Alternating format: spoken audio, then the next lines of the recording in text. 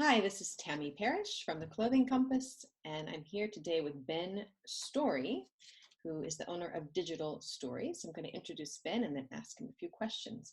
So Ben is a digital marketing consultant and strategist. He's trained hundreds of people from brands such as Dow Jones, Sony, and Yelp, and he helps them sell more effectively. So this includes social media, SEO, paid media, and more. So welcome, Ben. Thank you. Thank you for joining me.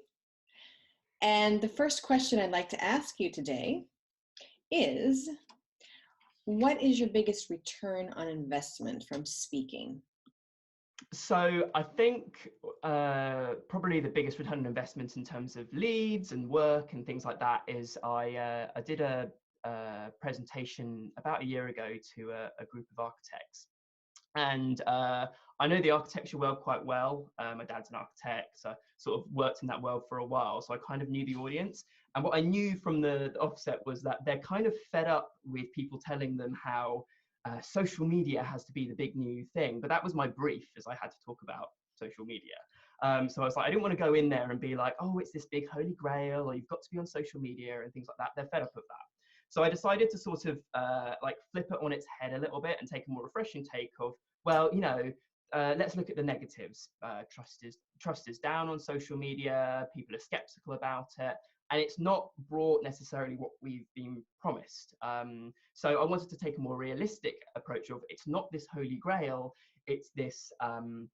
It's got to be one tactic of many within your marketing plan. And it was only a 10-minute speech, but it seemed to resonate really well with the audience. Lots of people came up to me afterwards. And actually, what was interesting is I don't think I got any work directly from the audience, but I was introduced to a lot of people outside of that. So it was kind of like, it was a reminder of me, you're not just selling to the people in the room, you're selling to their networks as well. So yeah, that was a really good one for me. I understood the audience well, and they did my selling for me, which is always a good thing. Good point. And my second question for you is if you have a tip. I think you just gave some tips in your first example, but just if you want to give one tip to the people who are watching about what could they do when they're speaking for an audience. Well, I think everyone's got a different approach, but for me, the most important thing is to sleep on it. I try not to rehearse on the day of the speech itself. Okay. I find that if I do that, then I get stressed about, oh, I've forgotten to say this. I get stressed about the minutiae, the little details that nobody else is going to notice. Whereas, sleep is all about processing the information you've been practicing on. So if I practice properly the day before and everything like that, and then I have a good night's sleep, then I feel that I'm ready and raring to go the next day, and it actually flows out of me much more easily. Okay, so don't over practice and don't do it right before you go on. Yeah, I've learned the hard way. Sleep. And my third question is about what you have worn to a presentation that you felt really good in. So I'm curious, if you could describe how you looked that day, what you had on, and how it made you feel. Yeah, okay. Well, I've sort of changed approach recently. So I do a lot of training sessions, like 1-hour training sessions for like B2B tech companies. And I suppose there is an expectation that you have to be formal or more formal from a lot of these, a lot of these companies. So in those cases, what I try to do is I try not to just wear a black suit. So I'll wear a shirt, but then I'll wear a snazzy blazer or something like that. However, a few months ago, I delivered a four and a half hour workshop, and I was like, I don't want to be in this stuffy suit all this time. And plus, the other thing is that with a 4.5 hour workshop, people bond. They bond with each other. They bond with you, the teacher, as it were.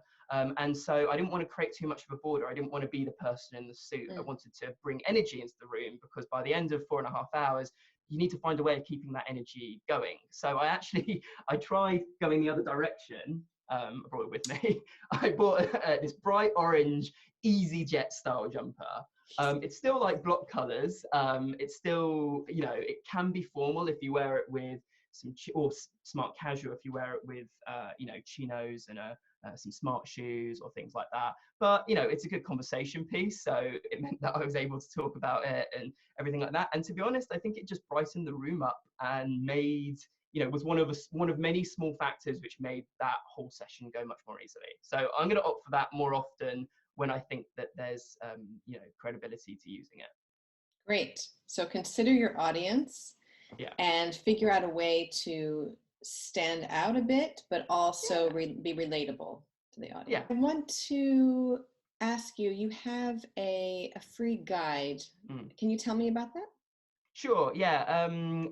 So it's the 15 biggest mistakes that people make on LinkedIn. So, you know, I do workshops and training on a whole host of things, but I've noticed more recently just more and more interest in you know, how one can build their personal LinkedIn profile.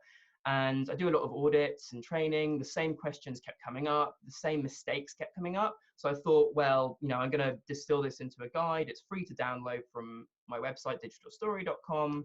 And, you know, I think it's really useful. It's very accessible. And I've had some great feedback so far. So, you know, if you're interested in, you know, really increasing your LinkedIn profile and selling more or recruiting more through that platform, then this could be a useful tool for you. Okay, I'll put the link in the comments. Thank you. Thank you very much for your time. I appreciate it. Thanks, Tammy. Thank you. Cheers.